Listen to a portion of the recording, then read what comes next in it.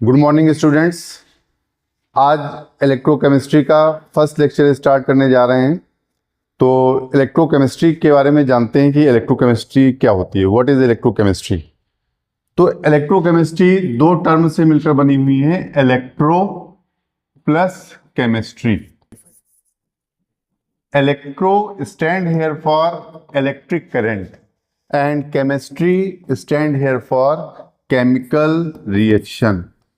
यानी electric energy को आप इसमें केमिकल एनर्जी में कन्वर्ट करेंगे और केमिकल एनर्जी को इलेक्ट्रिकल एनर्जी में कन्वर्ट करेंगे। तो इलेक्ट्रोकेमिस्ट्री केमिस्ट्री की ऐसी ब्रांच है जिसमें हम इलेक्ट्रिसिटी का अध्ययन करते हैं, किसमें? केमिकल रिएक्शन करवाने में, और केमिकल रिएक्शन को कन्वर्ट करते हैं इलेक्ट्रिकल एनर्जी में। तो इलेक्ट्रिकल एनर्जी को केमिकल एनर्जी में कन्वर्ट करेंगे और केमिकल एनर्जी को इलेक्ट्रिकल एनर्जी में कन्वर्ट करेंगे।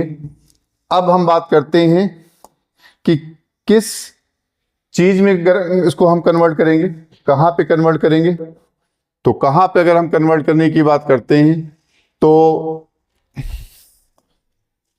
हम इसको सेल में करेंगे। किसमें करेंगे? सेल। सेल दो टाइप के होंगे, एक होगा इलेक्ट्रोकेमिकल सेल, इलेक्ट्रोकेमिकल सेल, और दूसरा होगा इलेक्ट्रोलिटिक सेल। इन दो सेलों में हम इलेक्ट्रिकल एनर्जी को केमिकल एनर्जी में और केमिकल एनर्जी को इलेक्ट्रिकल एनर्जी में कन्वर्ट करेंगे। तो इलेक्ट्रोकेमिकल सेल क्या होगा? इलेक्ट्रोकेमिकल सेल में हम केमिकल एनर्जी को इलेक्ट्रिकल एनर्जी में कन्वर्ट करेंगे। ये जो प्रोसेस होगी ये स्पॉन्टेनियस प्रोसेस होगी, स्पॉन्टेनियस प्रोसेस। और जो इलेक्ट्रोलिटिक सेल होगा इसमें हम इलेक्ट्रिकल एनर्जी को केमिकल एनर्जी में चेंज करेंगे। ये जो प्रोसेस होगी ये नॉन स्पॉन्टेनियस होगी। तो दो तरीके से कन्वर्जन होगा एनर्जी का। इलेक्ट्रोकेमिकल सेल में केमिकल एनर्जी इलेक्ट्रिकल एनर्जी में कन्वर्ट होगी, प्रोसेस जो होगी स्पॉन्टेनियस होगी। और इलेक्ट्रोलिटिक सेल में इलेक्ट्रिकल एनर्जी केमिकल एनर्जी में कन्वर्ट होगी और प्रोसेस जो होगी नॉन स्पॉन्टेनियस होगी। स्पॉन्टेनियस का मतलब सिर्फ इतना है कि इस प्रोसेस में हमें एनर्जी की कोई आवश्यकता नहीं होगी, ये प्रोसेस स्वतः होगी। लेकिन इस प्रोसेस में हमें एनर्जी की आवश्यकता होगी इलेक्ट्रोलिटिक सेल में, जब हम केमिकल एनर्जी से इलेक्ट्रिकल एनर्जी से केमिकल एनर्जी में कन्वर्जन कर रहे होंगे तो हमें एनर्जी की आवश्यकता यहाँ पर होगी। इसलिए प्रोसेस कैसी होगी?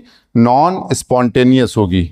तो आपको बात समझ में आ गई होगी। नेक्स्ट हम देखते हैं कि इलेक्ट्रोलिटिक सेल होता क्या है या इलेक्ट्रोकेमिकल सेल होता क्या है। तो सबसे पहले हम देखेंगे इलेक्ट्रोकेमिकल सेल। इलेक्ट्रोकेमिकल सेल को हम गैल्वेनिक सेल भी बोलते हैं, इसके अलावा वोल्टेइक सेल भी बोलते हैं। वोल्टेइक सेल इसलिए बोलते हैं कि क्योंकि इसकी डिस्कवरी करने वाले जो साइंटिस्ट थे उनका नाम वोल्टा था, उन्हीं के नाम पर इसको नाम दिया गया वोल्टेइक सेल। तो इस सेल में होता क्या है? इस सेल में जो केमिकल एनर्जी होती है उसका कन्वर्जन होता है इलेक्ट्रिकल एनर्जी में। केमिकल एनर्जी का कन्वर्जन इलेक्ट्रिकल एनर्जी में होता है। आप देख रहे हैं ये एक सेल है जो इलेक्ट्रोकेमिकल सेल है। इस इलेक्ट्रोकेमिकल सेल में दो चैम्बर बने हुए हैं, एक चैम्बर ये है, एक चैम्बर ये है। दोनों चैम्बर में अलग अलग इलेक्ट्रोलाइट भरा हुआ है। इसमें जो इलेक्ट्रोलाइट भरा हुआ है जिंक सल्फेट है, इसमें जो इलेक्ट्रोलाइट भरा हुआ है वो कॉपर सल्फेट है।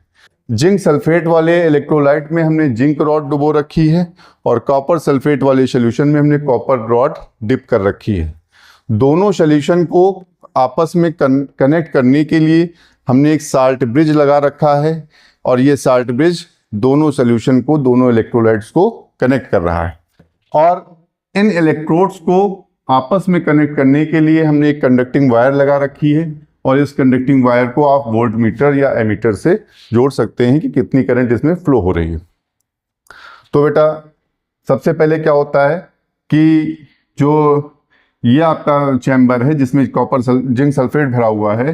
इस जिंक सल्फेट सॉल्यूशन के अंदर हमने डुबो रखी है जिंक की रॉड, और जिंक की रॉड क्या करती है, यहाँ पर ऑक्सीडेशन की प्रोसेस करती है। ऑक्सीडेशन का मतलब जिंक की रॉड इलेक्ट्रॉन का त्याग करती है और स्वयं किस में बदल जाती है, जिंक आयन में। कितने इलेक्ट्रॉन का जिंक मैक्सिमम त्याग कर सकती है, 2 इलेक्ट्रॉन का। तो 2 इलेक्ट्रॉनों को इस रॉड के ऊपर जिंक इवॉल्व करता है और स्वयं जिंक आयन के रूप में सॉल्यूशन में चला जाता है। चूंकि रॉड के ऊपर इलेक्ट्रॉन आ जाते हैं, इसलिए रॉड कैसी होती है, निगेटिवली चार्ज हो जाती है। और जिंक आयन चूंकि सॉल्यूशन में चले जाते हैं तो सॉल्यूशन कैसा हो जाता है, पॉजिटिवली चार्ज। तो आप देख रहे हैं 2 अपोजिट चार्ज क्रिएट हो जाते हैं, अर्थात यहाँ पर एक पोटेंशियल क्रिएट हो जाता है जिसे हम बोलते हैं इलेक्ट्रोड पोटेंशियल। चूंकि इस रॉड के ऊपर ऑक्सीडेशन की प्रोसेस हो रही है, तो ऑक्सीडेशन हमेशा एनोड पर होता है, तो जिंक रॉड किसकी तरह वर्क करेगी, एनोड की तरह वर्क करेगी। और नेचर टर्मिनल के रूप में कैसे दिखाई जाएगी, निगेटिव टर्मिनल के रूप में दिखाई जाएगी। अब दूसरे सॉल्यूशन को अगर हम देखें जिसमें कॉपर सल्फेट का सॉल्यूशन भरा हुआ है, कॉपर सल्फेट का जो सॉल्यूशन है, ये कॉपर सल्फेट का सॉल्यूशन डिकम्पोज हो जाता है कॉपर प्लस प्लस और सल्फेट माइनस माइनस आयन में। कॉपर आयन जो है ये रॉड पर जाकर के डिपॉजिट होने लगते हैं, रॉड के ऊपर जाने लगते हैं, और रॉड के ऊपर जाकर के Cu+ के रूप में यहाँ पर जमा हो जाते हैं, एक्युमुलेट हो जाते हैं। और सल्फेट आयन कहाँ रह जाता है, सल्फेट आयन सोल्यूशन में रह जाता है, जिससे सोल्यूशन जो होता है वो नेगेटिवली चार्ज हो जाता है और रॉड कैसी होती है, पॉजिटिवली चार्ज होती है। रॉड सोल्यूशन और यहाँ पर भी एक पोटेंशियल डिफरेंस क्रिएट हो जाता है। अब होता ये है कि ये जो इलेक्ट्रॉन यहाँ पर जो इवॉल्व हुए थे जिंक रॉड के ऊपर, वो इलेक्ट्रॉन इस कंडक्टिंग वायर से किधर की ओर जाते हैं, कॉपर रॉड की ओर जाते हैं। कॉपर रॉड में पहले से कॉपर आयन प्रेजेंट हैं जो इन इलेक्ट्रॉनों को क्या करते हैं, रिसीव करते हैं। अर्थात यहाँ पर रिएक्शन कौन सी होती है, रिडक्शन की रिएक्शन होती है। और रिडक्शन की रिएक्शन के फलस्वरूप ये जो कॉपर टर्मिनल है ये कैथोड का काम करता है।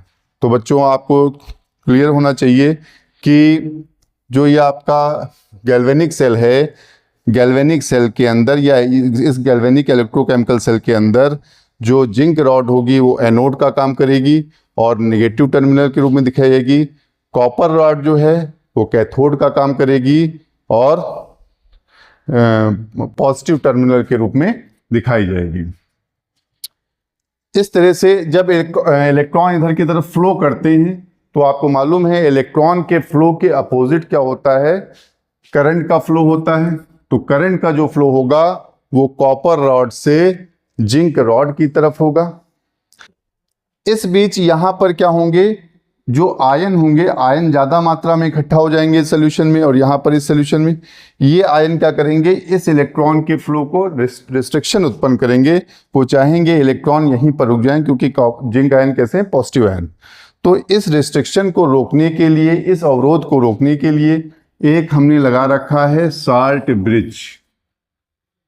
साल्ट ब्रिज के अंदर हमने एक इलेक्ट्रोलाइट ले रखा है जो इसमें एक्टिवेट नहीं होता है, वो इसी ब्रिज के अंदर ही एक्टिवेट होगा, और जो इन कंसंट्रेशन को, आयनों की अधिक कंसंट्रेशन को क्या करेगा, इनको डिसॉल्व करेगा, और इसमें सुचारू रूप से धारा क्या होती रहेगी, बहती रहेगी।